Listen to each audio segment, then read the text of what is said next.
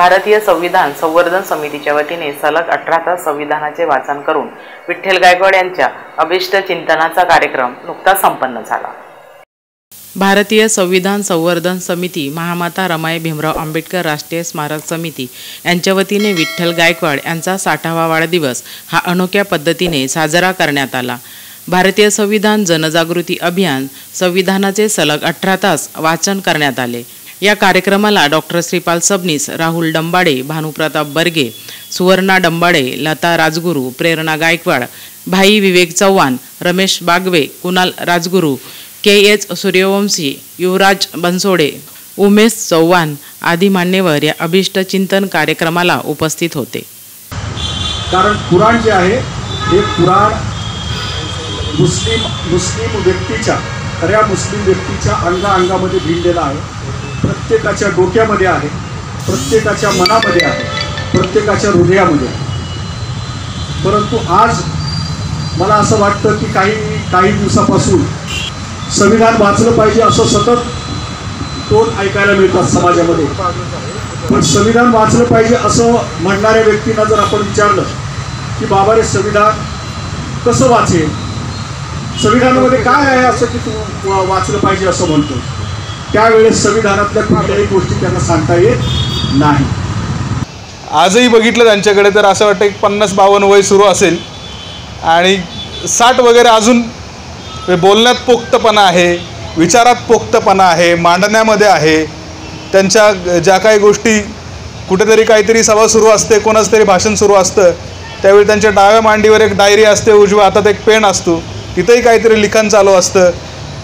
आठवले साहेबांची जशी चारोळी असते त्यापेक्षा एक चांगली चारोळीसुद्धा विठ्ठलरावांच्या तोंडून दिसते आम्हाला निघालेली। तेव्हा या ठिकाणी दादांचे पुरस्कार दिलेले आहेत, त्यांच्या तन मन धनाने चांगल्या विचारांचे पुरस्कार असतात, त्याचं मी स्वागत करतो, कारण ते चांगले मन देत आहेत। आणि तिरस्कारापेक्षा पुरस्कार ते लोकांना जोडण्याचा प्रयत्न करतात। हल्ली लोकांना तोडण्याचा प्रयत्न करतात, पण विठ्ठल दादा नेहमी जोडण्याचा प्रयत्न करतात। त्या गर्दीच्या भानगडीत पडत नाहीत, गर्दीच्या भानगडीत पडतात आणि खऱ्या लोकांना जिथं विचारवंतांना जिथं बोलवून ते संधी उपलब्ध करून देतात। हे करत असताना त्यांना किती यातनाच करावतात, साधा बॅनर बांधतो तर ते स्वतःच पळतात, कुणाच्या कुणावर डिपेंड बसत नाहीत। बिकॉज वाय, कारण बाबासाहेब म्हणतात, बुद्ध म्हणतात, तो स्वयंपाक घेतात, स्वतः पण ते सुरुवात करतात, त्यांच्या घरापासून जी सुरुवात आहे। आज मी जो कार्यकर्ता म्हणून इथे उपस्थित आहे, आज भाषण करतोय, चांगले काही 2 शब्द बोलायचा प्रयत्न करतोय, ही त्यांची देण आहे। आम्ही लहानपणापासून त्यांनी आम्हाला ते काय ते अंधश्रद्धा निर्मूलन करायचे, दाभोळकर त्यांचे व्याख्यानं, त्यांचे प्रवचनं, त्यांचे प्रयोग दाखवायला घरी उचलून घेऊन जायचे, चला आपल्याला ते बघायचे। महामाता रमाई भीमराव आंबेडकर स्मारक समितीचे या रमाईच्या पुतळ्याचे मुख्य समन्वयक, अध्यक्ष आणि सर्व असं म्हणून ज्यांचा उल्लेख केला जातो ते आपल्या सर्वांचे लाडके विठ्ठलदादा गायकवाड। त्याचप्रमाणे त्यांच्या कार्यावर प्रभावित होऊन त्यांच्या पावलावर पाऊल ठेवण्यासाठी जी धडपड करते त्यांची कन्या प्रेरणा विठ्ठल गायकवाड। या दोन्ही माझे नातेवाईक। विठ्ठल हा माझ्या थोरल्या बहिणीचा म्हणजे माझ्या सख्या बहिणीचा म्हणजे तो मुलगा म्हणजे माझा सख्खा भाचा आहे, तो माझा भाचा आणि त्याची कन्या यांच्या दोघांच्या वाढदिवसानिमित्त आज आपण या ठिकाणी शुभेच्छा देण्यासाठी मी आहे। माझे मार्गदर्शक आदरणीय विठ्ठलराव गायकवाड यांचा वाढदिवस, त्याचप्रमाणे त्यांची कन्या प्रेरणाताई विठ्ठल गायकवाड यांचा देखील आज वाढदिवस आहे। आम्ही कालच ज्यांचा वाढदिवस झाला त्यांना मी प्रत्यक्ष बोलू शकलो नाही, पण व्हॉट्सअपवरती त्यांना मी बोललो।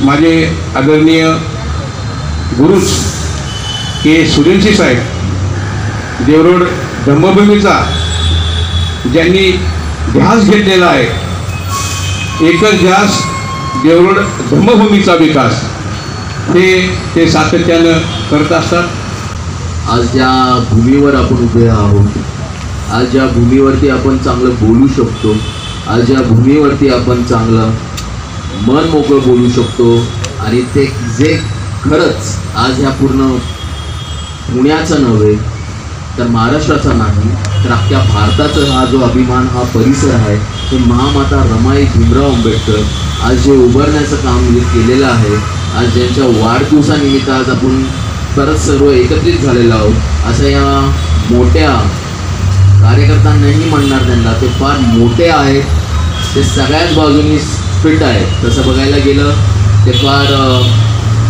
मोठे कवी आहेत, ते फार मोठे कार्यकर्ते आहेत, ते फार मोठे मोठ्या लोकांपर्यंत ते पोहोचू शकतात. असे आपले विठ्ठल सरांचा आज वाढदिवसानिमित्त आपण सर्व खरं तर उपस्थित राहिलो. पहिलं तर तुमचं टाळ्यांच्या गजरात मी इथं स्वागत करू सर. 60 वर्षामधली 40 वर्ष विठ्ठलदादा गायकवाड हे आपलं संपूर्ण आयुष्य हे माणसं जोडवण्यामध्ये व्यतीत करत आहेत. ही अत्यंत महत्वाची गोष्ट या ठिकाणी आपण अलीकडे सगळं पाहतोय. कालपासून तर अधिक जास्त गतीनं पाहतोय. कोणीच कुणाला चांगलं बोलण्याचे दिवस आता राहिले नाहीत, अशी माझी स्वतःची आता धारणा व्हायची वेळ आली. प्रत्येक जण समोरच्या प्रती नकारात्मक भाव व्यक्त करतोय. प्रत्येक जण समोरच्या बद्दल वाईट बोलतोय. समोरच्या भाषा, धर्म, जात, वंश, प्रांत याच्या आधारे समोरच्या बद्दल विद्वेष पसरवतोय. आणि विठ्ठलराव म्हणजे तसं एक जवळचं व्यक्तिमत्व म्हणा किंवा एक अभ्यासू व्यक्तिमत्व म्हणा किंवा आमच्या प्रत्येक कार्यक्रमात माझ्या म्हणजे की इथं सुद्धा बहिणी कार्यक्रम ठेवलेला होता, त्याच्यामध्ये विठ्ठलरावांचं खूप महत्त्वाचं त्या ठिकाणी नियोजन, व्यवस्थापन आणि जे काय त्यांचं नॉलेज आहे की जे आजकाल फार कमी लोकांकडे आहे. कुणी उलटं भोंग्याच्या मागे सुटतं, कुठं जातं, कोण कुठं जातं, की अशा ह्याच्यामध्ये विठ्ठलराव एक नवीन कार्यकर्ता असेल त्या ठिकाणी तर त्याला कशा प्रकारे मार्गदर्शन करावं हे ते खूप चांगल्या पद्धतीने जाणतात, समजतात आणि त्याप्रमाणे कृती करतात.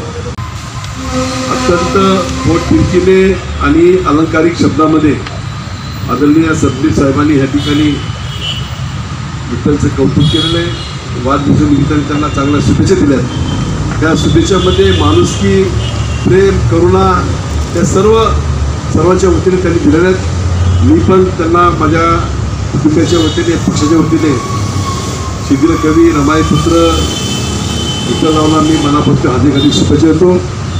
भगवान बुद्धांनी त्यांच्या धम्मातनं भिक्खू संघाची स्थापना केली आणि या भिक्खू संघाच्या बरोबरीनंच भगवान बुद्धांच्या धम्मामध्ये उपासक या शब्दाला, उपासक या पदवीला अनन्यसाधारण महत्त्व आहे की जो उपासक भिक्खू न होता तो सांसारिक जीवनही चालवू शकतो, सामाजिक जीवनही चालवू शकतो, राजकीय भूमिकाही घेऊ शकतो. त्या उपासकाचं काम हे समाजाला प्रेरित करण्याबरोबरच समाजाच्या महत्त्वाच्या असणाऱ्या प्रत्येक गोष्टीचा सिंबॉलिक अर्थ आपल्या आयुष्यातनं सांगण्याचं अनन्यसाधारण महत्त्व हे उपासकाला असतं. आणि तो खऱ्या अर्थाने पुरुषोत्तम, ते खऱ्या अर्थाने उपासक हे आदरणीय विठ्ठलदादा गायकवाड आहेत हे मला सांगण्यासाठी अतिशय अभिमान वाटतो.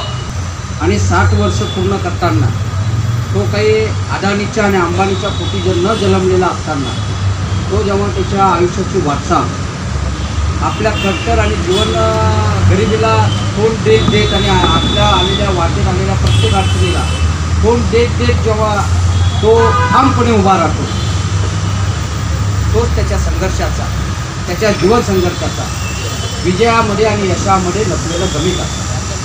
विठ्ठलदादांनी 60 वर्ष जे उभा राहिला तो हा संघर्षातनं उभा राहिलेला विठ्ठलदादा आहे. आम्ही विठ्ठल पाहिला, आम्ही बरेचसे विठ्ठल पाहिले, पण मी बरेचसे विठ्ठल पाहिले ते सगळ्या दगडांवर पाय ठेवणारे पाहिले. आणि पंढरपूरचा विठ्ठल पाहिला तो एका विठ्ठल उभा राहिलेला पाहिला. आणि आत्ता गायकवाड विठ्ठल पाहिला तो रमाईच्या शरणापाशी ठामपणे उभा राहिलेला पाहिला. विठ्ठलसारख्या कार्यकर्त्याला अत्यंत वैचारिक चांगली जाण आहे असं भानुप्रताप बर्गे साहेबांनी आत्ता आपल्याला सांगितलं. विठ्ठलच्या कर्तृत्वाची त्यात पोलीस डिपार्टमेंटनं दिलेली मी पावती मानतो. कारण अशा प्रकारची जाणीव इतर कार्यकर्त्यात फारसे नसल्याचंही त्यांचं निदान आहे. एक उत्तम संघटक, एक उत्तम अशा प्रकारचा आंबेडकरवादी कार्यकर्ता. खरं तर तो पुस्तकं लिहित नाही म्हणून त्याला विचारवंत कोणी म्हणत नाही, पण तो रस्त्यावरचा विचारवंत आहे असं माझं स्वतःचं मत झालेलं आहे. कारण सहज बोलता बोलता इतके सुंदर वाक्य त्याचे पडतात की मी सुद्धा प्रभावित होतो. आणि पेन कागद जवळ असेल तर मी लिहिण्याचा सुद्धा प्रयत्न करतो. आपण विश्वास ठेवा माझ्यावर. ते कागद मला येताना सापडला नाही, वहीत ठेवला आहे कुठेतरी. सहज बोलताना सुंदर विचारसूत्रांची मांडणी विठ्ठल करतायत. आंबेडकरवादाची बूस विठ्ठलला नक्कीच आहे. बुद्धाचं बॅकग्राऊंड पार्श्वभूमी आहे. पण रमाईच्या पावलाचं त्याचं वेळ जे मलाही प्रभावित करतं आणि जगाला संबंध प्रभावित करणारा अशा प्रकारचा त्याचा ध्यास आहे. माता रमाईचं मातृत्व या माणसानं जेवढं पचवलं तेवढं जगातल्या कुठल्याही माणसानं पचवलं असेल असं मला वाटत नाही. रमाईच्या पावलांची पाऊलवाट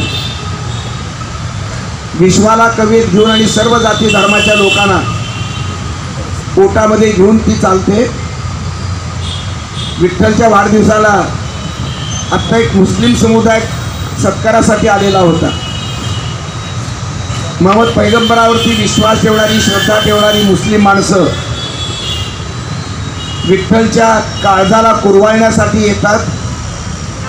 इस्लामची प्रेरणा घेऊन बाबासाहेब आंबेडकराकडे येतात. आंबेडकराचा कार्यकर्ता सन्मानित करतात.